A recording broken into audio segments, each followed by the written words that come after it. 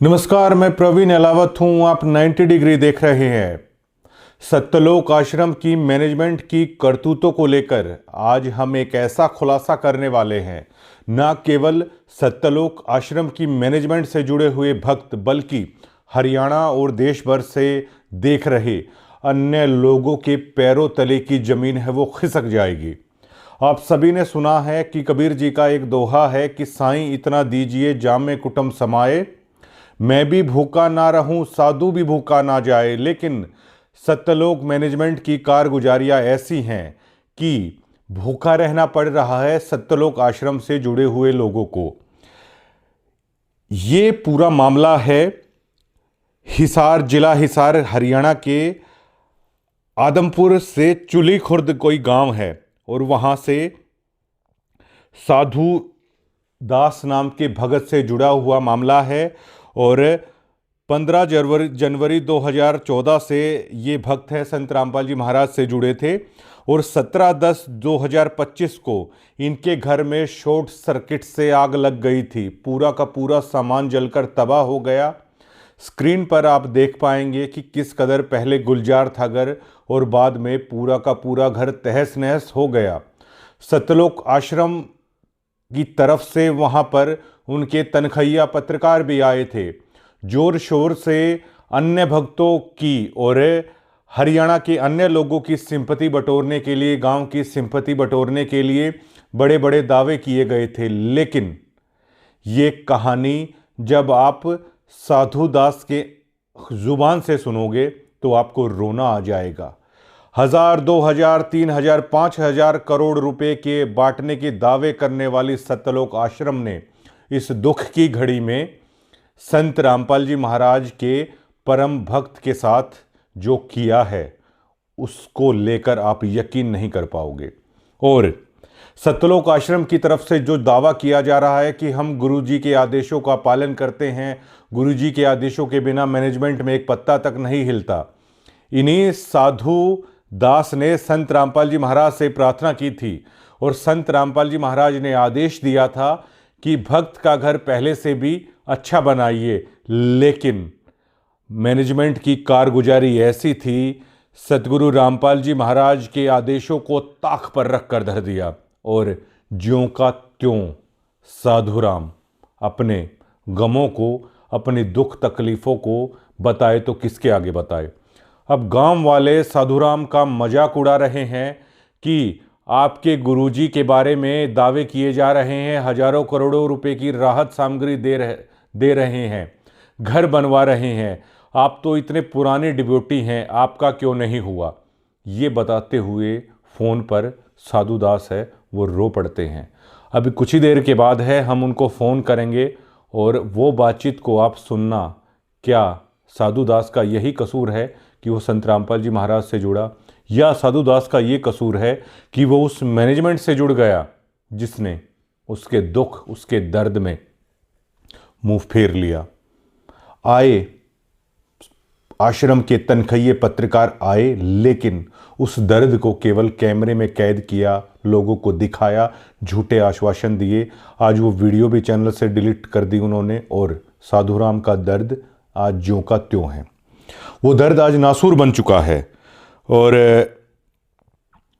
आप उन तस्वीरों को देख भी पा रहे हैं, वो वीडियोस भी हैं और आप स्क्रीन पे देख पाएंगे कि जो लाल धागे में लिपटे हुए ये 5 जो देख रहे हैं आप गोल गोल, जो सत्यलोक आश्रम से जुड़ा है वो इसे आसानी से समझ जाएगा कि पाठ जब करवाया जाता है तो नारियल के साथ ये चीज़ें दी जाती हैं। ये उस बात का सबूत है कि इन्होंने ज्योति के भी पैसे दिए, पाठ के भी पैसे दिए।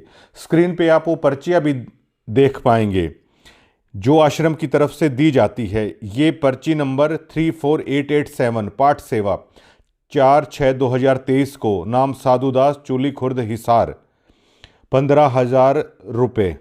21,000 रुपये का था, 15,000 इन्होंने जमा करा दिए थे और 11,000 रुपये बाद में दूसरी पर्ची में है। ऐसी ऐसी काफ़ी सारी पर्ची हैं, आप स्क्रीन में देख पा रहे हैं। ये पहली बार सत्यलोक आश्रम की कारगुजारियों का प्रूफ के साथ हम लोग दिखा रहे हैं और अब हम फोन मिलाते हैं।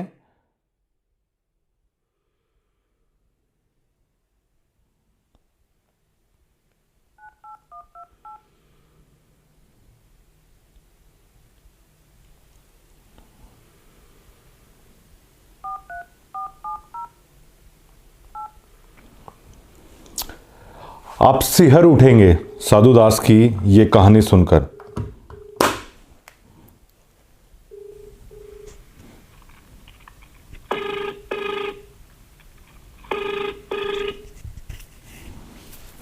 हेलो सत साहेब। अच्छा, आप आदमपुर चुली खुर्द से साधु दास बोल रहे हैं जी? हाँ जी। अच्छा, मैं ये जानना चाहता हूँ कि आप संत रामपाल जी महाराज से कब जुड़े थे, और हमें जैसे पता चला है कि सत्यलोक आश्रम की तरफ से दावा किया गया था कि आपके घर में शॉर्ट सर्किट हुआ था, लेकिन सबसे पहले आप अपना परिचय दीजिए सर। मेरा नाम साधु दास है जी। मैं गांव चूड़ी खुर्द का रहने वाला हूँ जी। जिला हिसार है जी, तहसील मंडी आदमपुर है जी। हमें जैसे पता चला है कि आपके घर में आग भी लगी थी। आप संत रामपाल जी महाराज से कब जुड़े? मैं जी संत रामपाल जी महाराज जी से जुड़ा था 2014 को, और दूसरा महीना और 15 तारीख जी। आपने मतलब जो पाठ सेवा की और दान सेवा की जो पर्चियां दी हैं, इनमें कितनी सच्चाई है जो हमारे पास हैं? ये तो आपके सामने है जी। मैं आपको ये भी दिखाई हूँ, जो वो है ना गोल गोल गिंडी सी। हाँ जी, हाँ जी। उसका मेरे को नाम तो पता नहीं है जी, क्या होते हैं वो। ये पाठ के दौरान शायद दी जाती हैं। हाँ, ये पाठ के दौरान दी जाती है जी। ये कुछ तो मेरे को पाई नहीं। और ये जो प्रसाद लाते हैं ना, पर्चियां उनको जमा करवाते हैं जी, तब ये इसमें देते हैं कुछ छुहारे, अखरोट, नारियल, ऐसा 2 किलो सामान देते हैं जी। इसका मतलब आप 2014 से जुड़े हैं, तो आप काफी पुराने भक्त हैं जो सत्यलोक आश्रम से जुड़े हैं सर। बहुत बहुत पुराने भक्त हैं जी। हम यहाँ, हमारा गांव चूड़ी खुर्द है, इसमें एरिया में कोई नहीं था जी जब आप जुड़े थे। हाँ, हमने बहुतों को जोड़े जी परमात्मा की दया से। आपने दान भी किया, आपने और लोगों को भी जोड़ा परमार्थ के रास्ते पे, परमात्मा के रास्ते पे।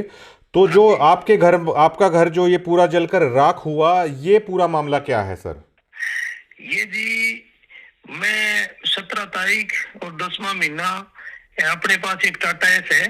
मैं किसी भगत की बुकिंग पर गया था, और जो भगतपति है वो निबली में कुछ घर की सफाई कर लो जी। अपने मोटरसाइकिल थे 2 भीतर, तो मोटरसाइकिल बोली ये बाहर निकाल दो। तो मैं कहा जी रहने दे, किसी सफाई अपन के सफाई का करना, बोले काट दो, मेरा जी करे दिमाग कर लिए भाई। वो 2 मोटरसाइकिल बाहर काट दिए, और सामान कटवाने के लिए वो पड़ोसियों के पास, अपने जो साथ में घर है वहां गई हुई थी। और वहाँ एक लड़की है, अपने जो चाचा लगते हैं, जो धर्मा सारण है जी। तो वह बोली के भाभी जी मैं कटवा दूंगी, आप 2 मिनट में बैठ जाओ, मैं कपड़े धो लूं। तो पीछे से कोई शॉर्ट सर्किट से आग लग गई। वो वहां बैठी थी, मैं बुकिंग पर गया हुआ था। आग लगने के बाद पड़ोसी भाग के आए, बोला भक्तों क्या कर रहे हो भाई? तो आपका धुआं लिखड़ा, घरे कोई आई नहीं। ये पड़ोसियों की सारी थी। जब फिर पता चला, हमारे गाँव के सरपंच साहब, उनका हमेशा में घर है हमारा जी, गली में ही, तो वो भी घर पर नहीं था। उसको मेरे को तो बताया गया कि भी जो वो सरपंच के घरवाली है, उन्होंने फोन किया। वो गांव चूड़ी में गया हुआ था। वो अंता रास्ते में ही आते आते फायर ब्रिगेड को फोन किया। फिर गांव वाले इकट्ठे हो गए, गांव वालों का भलाओ, पड़ोसियों का। उन्होंने मान लिया जल तो गया, फिर भी उन्होंने कुछ सामान जो बैटरी है और ये जल्दी जलती आग में ही काटे थे। जो आपका जो आशियाना है, मतलब पूरी तरीके से जलकर राख हुआ। उस वीडियो में भी साफ साफ उस फोटोज में हम देख सकते हैं, बिल्कुल जल के नष्ट हो गया जी। अच्छा, अब मुझे जहां तक पता चला है, क्या इसको लेकर आपने संत रामपाल जी महाराज से ये अरदास की थी घर के लिए, और क्या उन्होंने आदेश दिया था मैनेजमेंट को कि ऐसे ऐसे भक्त का घर जो जला है वो बनवा देना चाहिए? वो मैनेजमेंट ने उस आदेश का पालन नहीं किया। इसके बारे में कितनी सच्चाई है इन दावों में? देखो जी, मैंने पहले तो गुरुजी से बात नहीं की। जी। पहले मैं जो ये गांव में पाइप देते हैं ना, हाँ उनको पाइप दिवाने गया था आग लगने से पहले, जी। गांव चोड़ी कला में जी। हम्म। ठीक है जी। और ये आग लगने के बाद में फिर मैंने सोचा अभी गुरुजी सबका ही कर रहे हैं, कोई पाइप देनी है, किसका मकान बनवाना है, तो अपना घर जल गया, गुरुजियों से बात कर लें या प्रार्थना लिख के भेज दें। तो मैं गया था बरवाड़ा जी, और सरपंच साहब भी मेरे साथ गए थे। सरपंच साहब मेरे साथ गए थे, उन्होंने आपकी जो वो पैड होती है ना, वो पर्चा, उस पर लिख के दिया भी ये हमारे गांव का साधुदास बहुत पुराना भगत है, और ये कोई साई पर गया हुआ था बुकिंग पर, और पीछे से आग लग गई, इस गरीब का बिल्कुल जो घर है वो जल के सवा हो गए।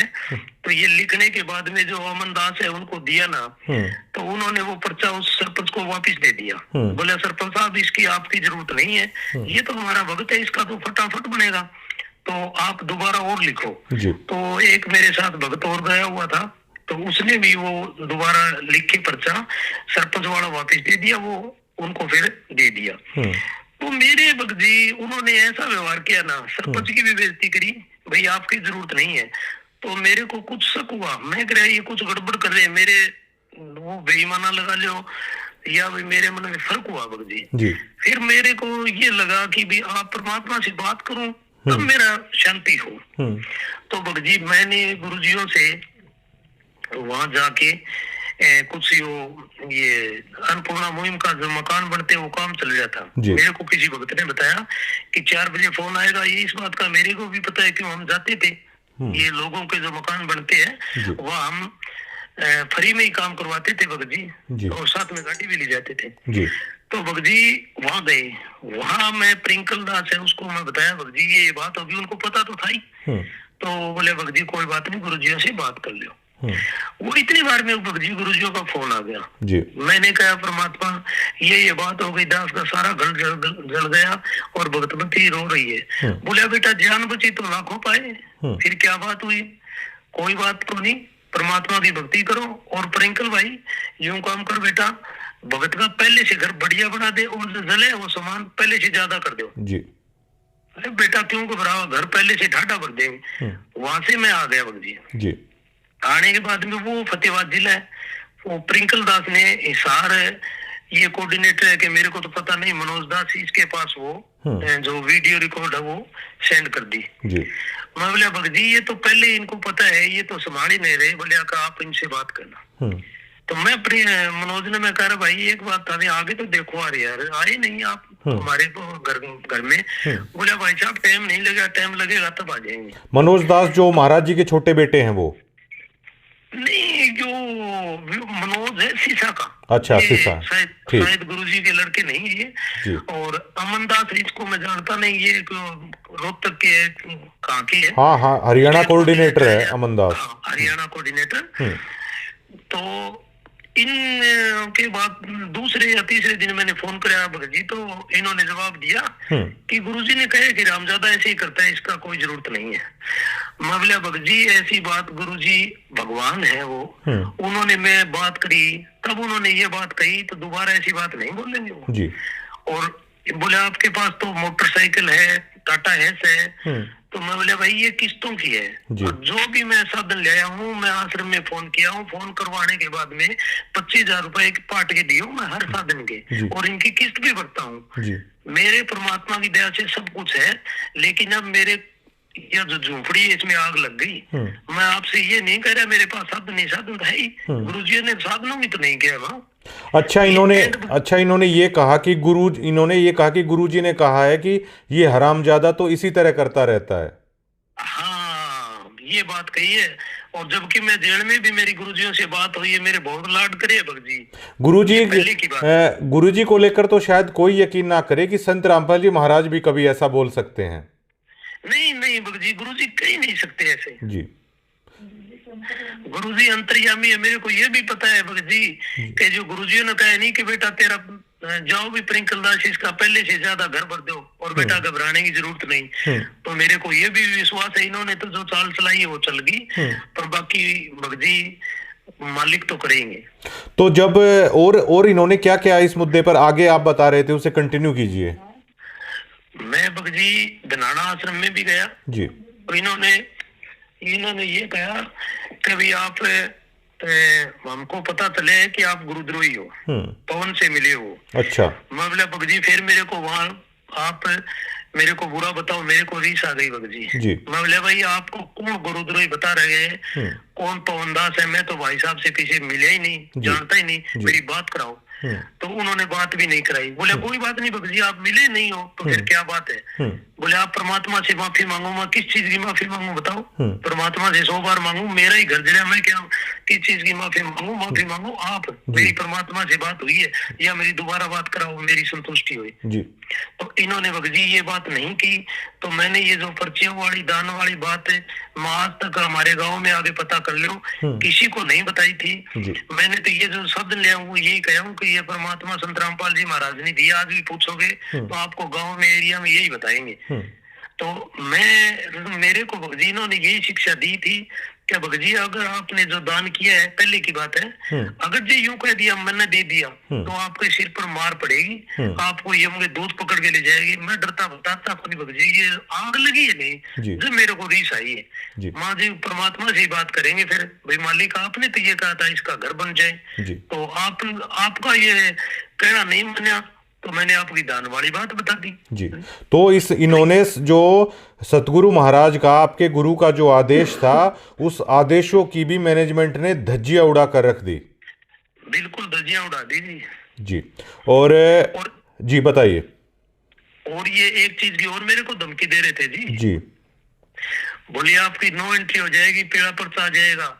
तो मैं कहा साधु दास एक गरीब घर में जन्म जरूर लिया है, जी आपकी धमकियों से डरने वाला नहीं है। एक बार मरना है, एक बार जीवन मिलता है, कोई दिक्कत नहीं है। मेरा पेड़ा पर्चा तो 17 तारीख को आग लगी उसी दिन ही आ गया था। जी। ठीक है। अच्छा ये बताइए आप, जो ये पीले पर्चे का बहुत सारा जिक्र होता है, ये पीले पर्चे का डर क्या है? जो मैं भक्तों के अंदर देखता हूँ बहुत डरते हैं पीले पर्चे के नाम पर। जी मेरे को तो ऐसा लग रहा है भाई, आप वैसे राजनीति की बात नहीं करते जी। मेरे तो दिमाग में ये बात है, जैसे कोई सरकार के खिलाफ बोलता है वो तो होता है देशद्रोही। ठीक है जी, आपका हक मांगे। और इन्होंने ये एक षड्यंत्र बना रखा है कि इनके जो खिलाफ बोलेगा, इनकी कोई सच्चाई उजागर करेगा, तो इन्होंने पेड़े पर्चे का डर बिठा रखा है जी। आपकी नो एंट्री हो जाएगी। उस नो एंट्री के बाद मतलब क्या फर्क पड़ता है आप लोगों पर? ये कहते हैं आश्रम में नहीं आने देंगे जी। अच्छा साधुदास जी, मुझे ये बताइए कि हरियाणा में हर कोई आदमी जानता है कि अगर एक आपके पास छोटा हाथी का बच्चा वगैरह आप चलाते हो क्या? हाँ जी, ये अपने किस्तों पर है। अच्छा किस्तों पर है। अच्छा ये बताइए कि हरियाणा में हर आदमी जानता है कि मतलब आप अपना दिहाड़ी मजदूरी एक तरीके से करके अपना पेट पाल रहे हैं।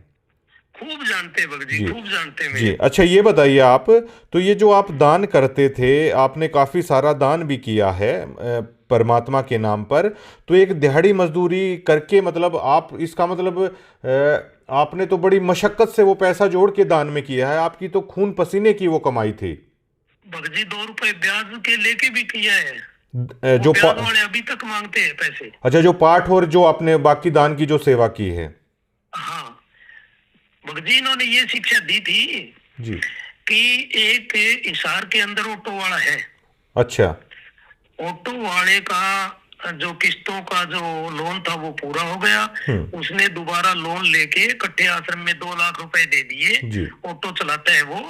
तो आप क्या नहीं कर सकते भगजी? देखो कि ये ऐसी प्रेरणा करते हैं भक्तों के अंदर जी। ये कौन करता है ऐसे? ये भगजी ये भक्तों में फैलाते हैं बात। अच्छा। भक्तों के अंदर जिक्र करते हैं और वो फिर एक दूसरे के आगे करते हैं। मैं तो समझ गया भगजी, क्या पता ये आग कोई भलाई नहीं लगी हमारे। और भगजी आप यहाँ आके पता करोगे नहीं जी, तो आपको दोनों गांव में, हमारा गांव चूड़ी कला और खुर्द साथ में मिलता है ये जी। सरपंच 2 है, पंचायत 2 है इनकी। बाकी आप आगे पूछोगे नहीं तो आपको ये बताएगी भी ये बहुत पुराना कट्टर भक्त है जी।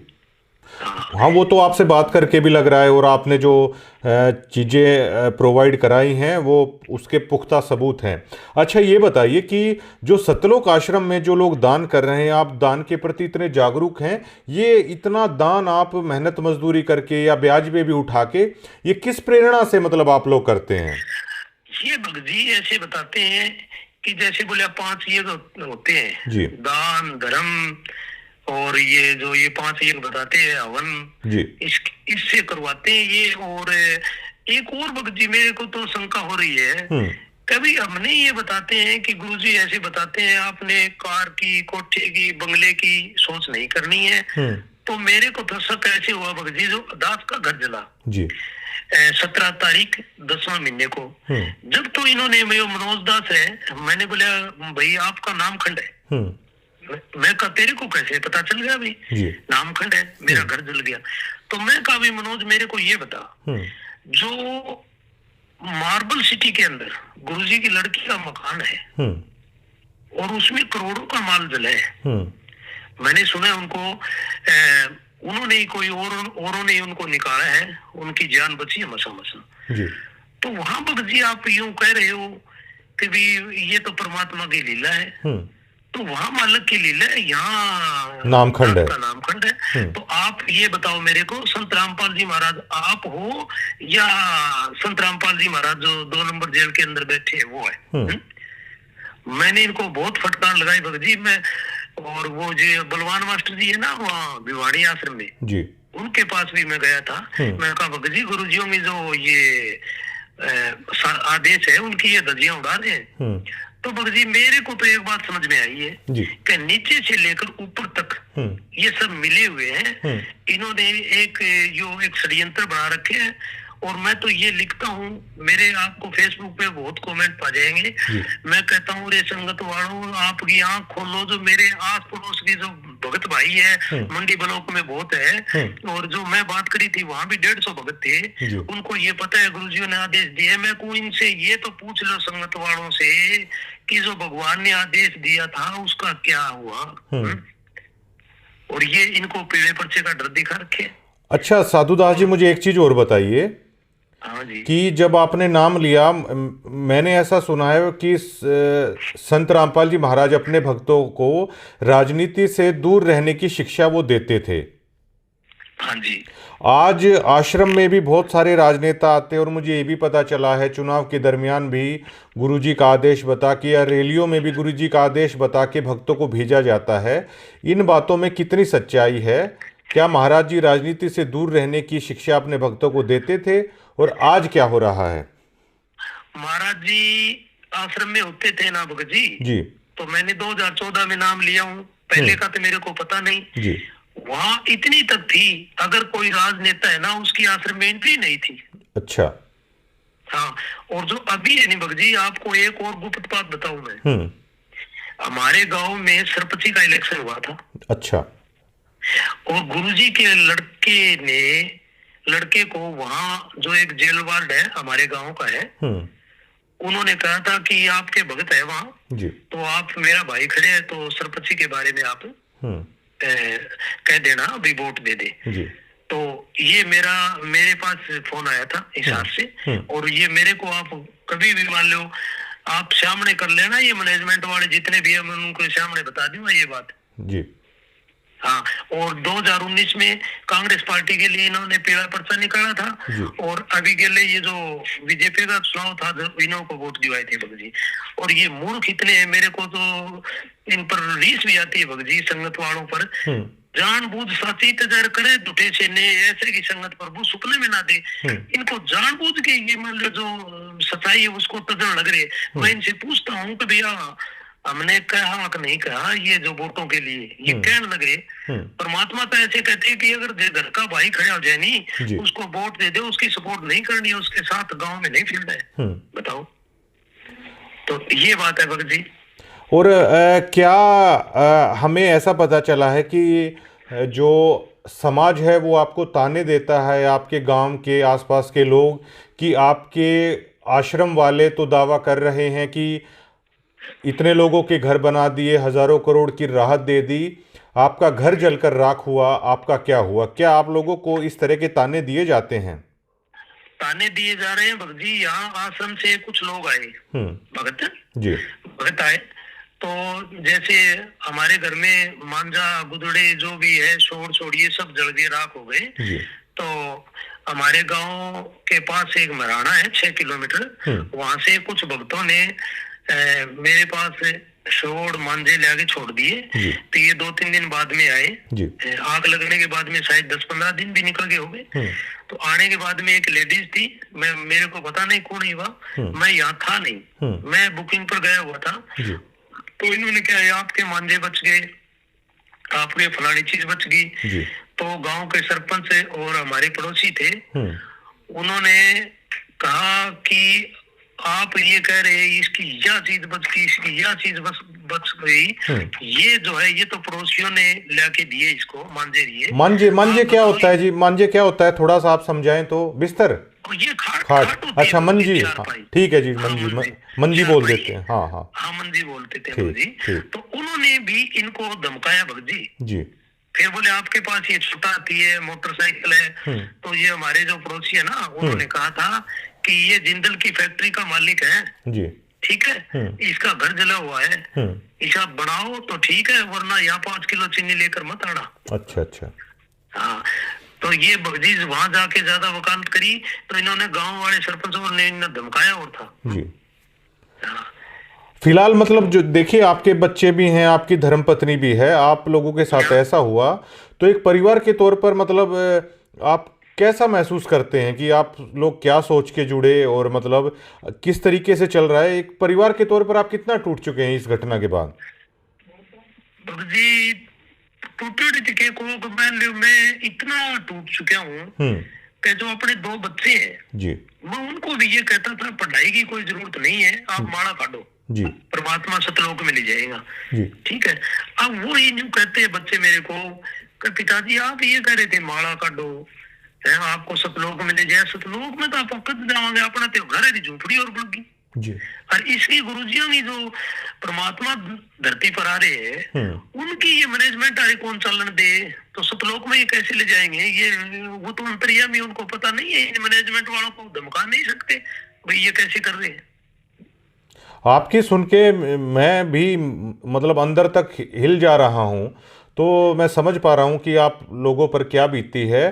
तो ये जो मैनेजमेंट को आप किस तरीके से देखते हैं? क्योंकि ये लोग दावा करते हैं बिना सतगुरु महाराज की आज्ञा के बिना पत्ता भी नहीं हिल रहा, ये इस तरह के दावे करते हैं, तो आप क्या सोचते हैं?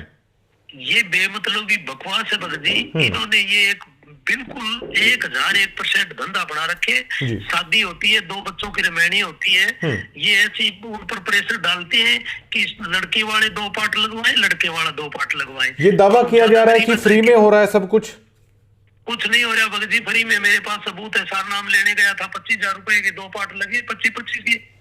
आप कहाँ से लाएंगे फिर 2 सदस्यों का 50,000 रुपए? आप सारनाम लेने गए? मैंने तो सतलोक में जाना था, हमने तो कुछ ब्याज पर लेकर कुछ ये छोटे हाथों की कमाई से कर करके दे दिए। घर बनाने की सोची नहीं, घर का हाल देखो तो ऐसा भूंडा है। अब मेरे को ये जो कुछ गिने चुने भगत है जो वहाँ खाने के लिए जाते हैं, वहाँ कुछ देते तो हाथ नहीं। हमारे गांव में भी है ऐसे भगत। तो मैं उन्होंने कहा भाई मैंने तो लाखों रुपए लुटाए वहाँ, अच्छा। आपको क्या भाई थाने रीस क्यों आवे? थाने रीस की मैं देव हाथ कौन था, मैं तो दे रहा क्यों जब मैंने। अच्छा आप ये बताइए आप साधुदास जी कि सतलोक के नाम पे, सारनाम देने के नाम पे पाठ का लिया जाता है, क्या भक्त ऐसे होते हैं वाकई में कि सारनाम देने का अगर ये 2 लाख रुपए लेने लग जाएं तो क्या भक्त फिर भी देंगे?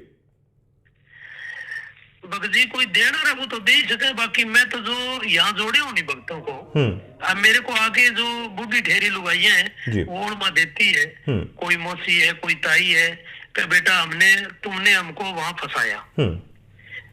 उन्होंने कोई 10,000 कोई 5,000 जो जोड़ती है पेंशन की, और जो बूढ़ा पेंशन मिलती है, हाँ जी, तो वह भी उन्होंने आश्रम में दान कर दिए भगत जी।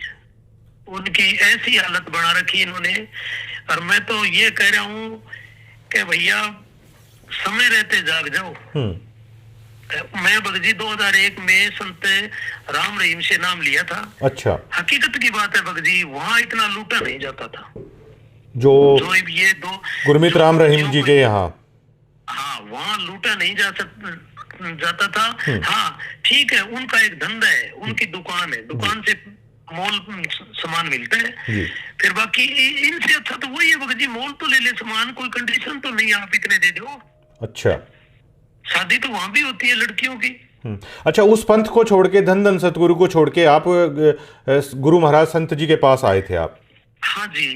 आप अब इनके अच्छा अच्छा, मुझे ये बताइए, आपको परेशानी इस मैनेजमेंट के लूट के धंधे ने किया या संत रामपाल जी महाराज जी में कोई कमी है? आप ये भी बता दीजिए सर। संत रामपाल जी महाराज में कोई कमी नहीं है जी। जी। ये जो ये मैनेजमेंट है नहीं, हम्म। इन्होंने भगजी भाई इनके ऊपर सर पर काल बैठे हैं। अच्छा। और आप देख लेना, परमात्मा ने जितनी अपने को सांस दी है तो इनका ऐसा हाल होगा, ये याद रखेंगे, देख देगा। ये भगजी ऐसा बुरा हाल करते हैं, ये जैसे इसी बड़ी बड़ी गाड़ियां निकालते हैं। और ये मान लो जैसे ये गाड़ियों में आते हैं, बड़ी बड़ी गाड़ियां लेके आते हैं और हमको कहते हैं कि आपने कारगिर इनकी जरूरत नहीं है, और हमको ये कहते हैं दान का बताना ही नहीं है। अच्छा। आप ये सोशल मीडिया पर और बड़े बड़े एमएलए सरपंच जो विधायकों को बुला बुला कर ये बड़ा वो लड़कियों का डांस होता है, वहाँ ये उनको इनाम देते हैं। मैंने देखे कई वीडियो में, पैसे भी देते हैं खूब। तो ये हम नहीं दे सकते, इससे अच्छा तो हम आप दे देते गरीबों को। अच्छा, ये बताइए कि आप 2014 से जुड़े, तो 2014 के बाद से आपकी कंडीशन ये है कि आपका घर जल के राख हो गया। तो ये जो लोग हैं इनकी कंडीशन क्या है? ये तो बहुत महंगी महंगी गाड़ियों में चल रहे हैं। कंडीशन क्या है भगत जी? मैंने आपको गुरुजियों की लड़की का मकाम बताया। ये पहले ये 2014 में ये किस हालात में थे? आज तो मतलब इनका लाइफस्टाइल अगर आप देखेंगे तो आप अंदाजा नहीं लगा सकते कि कैसे हो रहा है सब कुछ। तब ये भगत जी ये भीगी बिल्ली थे। अच्छा। नहीं था इनके पास जब संत जी थे, जब गुरु जी बाहर थे। हाँ, तब कुछ नहीं था इनके पास। अच्छा। हाँ, और गुरुजी थे वो तो आमी सामी बात हो करती। परमात्मा इनको अब इनको पता नहीं है भगत जी, भी परमात्मा अंतर्यामी है, वो वहां भी बैठा आपको देख रहे हैं जी। इन्होंने मेरा तो सबसे ज्यादा भगत जी, भाई आप कह रहे हो नहीं भाई, मेरे को भी अंदर से न्यू महसूस होता है कि भी ये जो संगत है, बेचारी भोली संगत है, इनका क्या बनेगा? मैं तो इनसे निकल गया, मैं तो परमात्मा आएगा तभी बात करूंगा। अच्छा, ये बताइए कि क्या आप मानते हैं कि जो ये संत जी से जुड़े हुए मैनेजमेंट के लोग हैं आज जिस तरह की लग्जरी लाइफस्टाइल जी रहे हैं, तो बिना मेहनत की बजाय आप लोगों का दिया हुए पैसे पे ये सभी हो रहा है? कितनी सच्चाई मानते हैं आप इस बात में? 1001% है भगत जी। जी। और ये एक बात और बताऊं भगत जी। हाँ जी। ये झूठा दावा करते हैं कि भी जो संत रामपाल जी महाराज के जो ये बेटा बेटी है, ये किसानों के खेत में बैठे हैं और कि जो अब बाढ़ के टाइम आते हैं, ये बिल्कुल झूठी बातें हैं। ये कुछ हासिल करना चाहते हैं, मेरे को तो पता नहीं, या राजनीति में आते होंगे। और बाकी ये महंगे महंगे स्कूलों में पढ़ते हैं। ये सब इनके काम हाई लेवल के चलते हैं भगत जी। ये लोग दिखावा करने के लिए आते हैं। और बाकी जैसे ये अन्नपूर्णा मुहिम के द्वारा मकाम बनते हैं, ये अगर इनको फोटो बनवानी होती हो तो एक एक चक लेंगे, और वरना ये तो हाथ ही नहीं लगाते जी। बताओ। अच्छा, ये बताइए कि आपके दिल पे क्या बीतती है जब लोग आपको ताने देते होंगे कि संत रामपाल जी महाराज से जुड़ के आज आपके हालात क्या हैं, तो आपकी मनोस्थिति क्या होती है, आपकी, आपके परिवार की, आपके बच्चों की? तो मतलब क्या चलता है आपके अंदर जब लोग ताने देते हैं आपको? भगजी चलता ये है कि जैसे 2014 से जुड़ा था जी है, अब लोग कहते हैं कि तू संत रामपाल जी महाराज की खातिर ऐसे कहता था, ऐसे कहता था। क्यों? जो हमारे गिरीपंथ का एक डेरा है चंडीगिरी का, तो यहाँ एक वो मनसागिरी जी थे, फौजी थे महात्मा, तो उनके साथ मेरी लड़ाई भी हुई थी। उन्होंने कहा था कि भाई ये आपने पुस्तक बांटी तो आपको ये कर देंगे, ये कर देंगे। तो उनके साथ मेरी खूब लड़ाई हुई थी। उन्होंने कई दिन से वो गाना भी चलाया था, जो वो वहाँ केदारनाथ में बाढ़ आई थी ना, लोग मरे थे। हाँ। उसके नाम पे और गुरुजियों के नाम पर उसके वो सेम गाना गाना निकाला था। हाँ। तो मेरी बहुत गुरुजियों के जो यो सत्संग लाइन है भगत जी, जो नाम दीक्षा देते हैं, मैं यही कहता था संत रामपाल जी महाराज पूरे विश्व में ही एक ये तत्वदर्शी संत है, और कोई धरती पर ज्ञान है ही ना इनके सिवा। तो मेरी बहुत उमंग थी भगत जी, भक्तों को बहुत जोड़ता था, गाड़ी में ले जाता था, और वो उन उमंगों पर इन्होंने हमारे गांव में या एरिया में मेरे को बोलने जो का नहीं छोड़ा। और लोगों ने मेरी मजाक बढ़ाई है कि ले ले टिंडे ले लिए कितने। मैं एक भी उनको कहूँ भाई गुरुजी ठीक है, ये कर रहे हैं गलत सारा गुरुजी जी। तो इन लोगों का कहाँ ठिकाना बनेगा जब आप जैसे श्रद्धावान की श्रद्धा को इन्होंने तहस नहस कर दिया? क्या मानते हैं आप?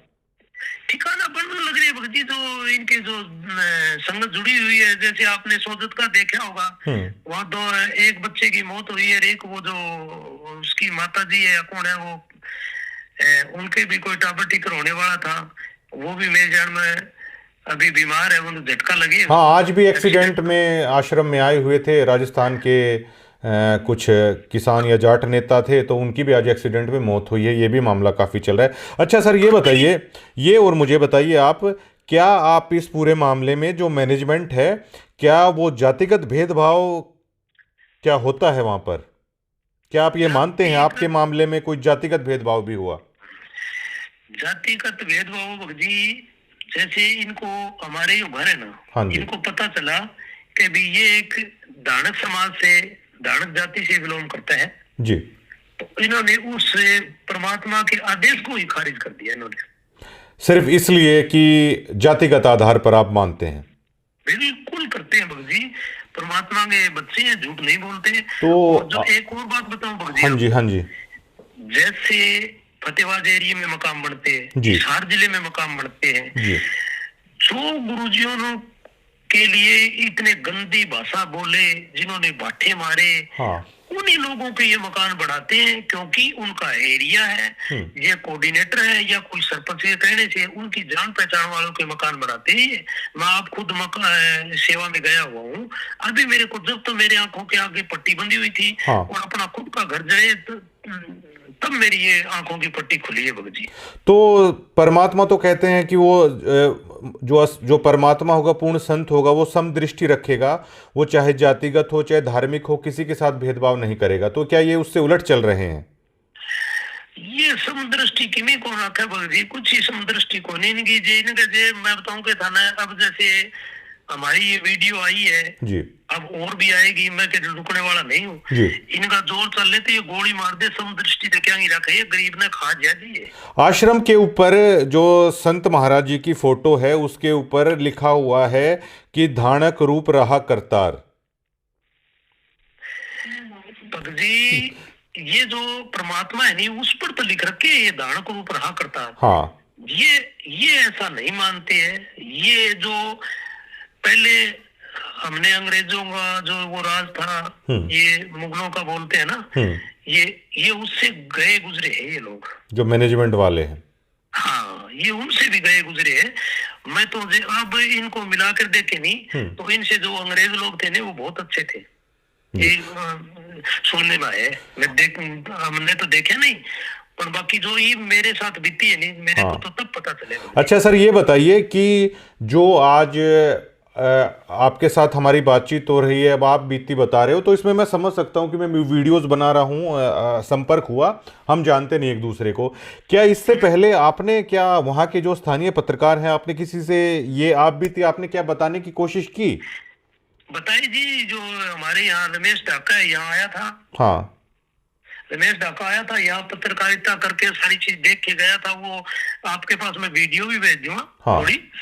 और उनको ये जो आश्रम वाले हैं, उनको पैसा दे दिया और वो चीज को दबा दी, उनने अपने चैनल से डिलीट कर दी। अच्छा, जो वीडियोस आपकी बना के लेके गए थे? हाँ, बना के ले गए। उन्होंने कह दिया आश्रम वालों ने कि ये वीडियो हटा दे, हमने कुछ देना लेना तो है ही नहीं जी। तो हाँ, उसको पैसा दिए, ये वक्त जी कुछ न कुछ दिए जी, सदी वो गीत गाता फिरता है जी। तो आपका बहुत बहुत शुक्रिया, और जल्द ही एक वीडियो इंटरव्यू भी है आपके साथ, हम कोशिश करेंगे कि आपको मतलब वीडियो इंटरव्यू भी हम लोग करें।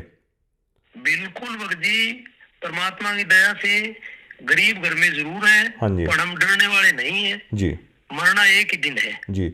और ठीक है। और मैंने आप जैसे भक्तों से ही सुना है कि संत वचन कभी खाली नहीं जाता। जो गुरु महाराज जी ने आपको कहा था कि वो घर पहले से भी बेटर होगा, तो हम भी भरोसा करते हैं कि उनका वचन खाली नहीं जाएगा। हाँ, उस दिन के बाद भक्त जी मेरा काम 6 गुना चलता है। परमात्मा की दया से बैठे तो बड़े हुए मकाम में ही, फिर एक ही दम तो जी। पूर्ति कैसे पूरी हुई, जी। फिर वो तो मालिक है। अच्छा सर, ये बताइए कि जो फिलहाल आश्रम के अंदर है, बहुत सारे लोगों के साथ ऐसा हो रहा है, मुझे बताया है लोगों ने, और जो नए जुड़ना चाहते हैं उनके लिए आप क्या मैसेज देना चाहेंगे कि उन्हें क्या करना चाहिए? क्योंकि देखिए, ये जोड़ लेते हैं उस पुस्तक के द्वारा, उस वाणी के द्वारा आदमी जुड़ता है कि हाँ ये ज्ञान बिल्कुल ठीक है, लेकिन वो जाएगा तो इन्हीं के आश्रमों में। तो आप क्या कहना चाहते हैं? भक्त जी परमात्मा की दया से मैं तो यही कहना चाहता हूँ कि यहाँ जो जुड़ेगा ना, वो अभी तो पहले तो ये बुला फुसला के जुड़ाएंगे, फिर उसको दान दत्ते की बात करेंगे जी। उनको आपको ही पता चल जाएगा इनके पास कुछ नहीं है। जी। मैं तो कोई इनके आश्रमों में जाऊं ही ना, मेरे को तो मेरे पर तो बीती है भक्त जी। अब आप क्या संत रामपाल जी महाराज की भक्ति आपका परिवार करता है क्या? संत रामपाल जी महाराज की जो नियम बताए नहीं गुरु जी ने, उन नियमों पर है। और हम आश्रम में नहीं जाते भक्त जी। अब वहाँ जो टुकड़ा खाते हैं नहीं, वो ही हमें बस ऐसे लगता है कि ये इस गरीब का दान दिया हुआ है। तो भक्त जी मैं 2014 में जाता था ना, तब नेपाल से राजस्थान से भक्त आते थे, उनके 2-2 फुट की लंगोटी होती थी और पुराने कपड़े होते थे भक्त जी, और फिर भी वह दान देते थे भक्त जी। तभी मेरे को ये लग रहा है कि यहाँ इनका अन्न खाना भी गलत है। जी जी जी। हाँ, इनका जो अन्न खाना नहीं वो ही गलत है। और मैं तो ये कहूँ भाई, गरीब संगत जाग जाओ जाग जाओ जाग जाओ, ठीक रहोगे, नहीं मारे जाओगे। आप देख लो धनाड़ा आश्रम की, आप पीछे इसी की बात है भगत जी, एक हिसार के पास एक गांव है, उसका लड़का गया हुआ था, 17-18 साल का एक ही लड़का था, बीए में पढ़ता था वो जी। ठीक है भगत जी, और वहां दुर्घटना में मारा गया।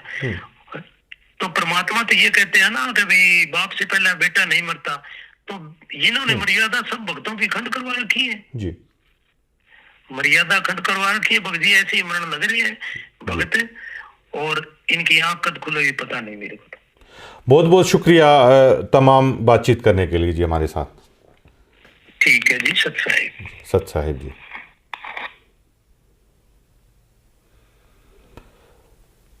अभी आपने ये सुना कि इससे आगे कहने के लिए मेरे पास शब्द नहीं है।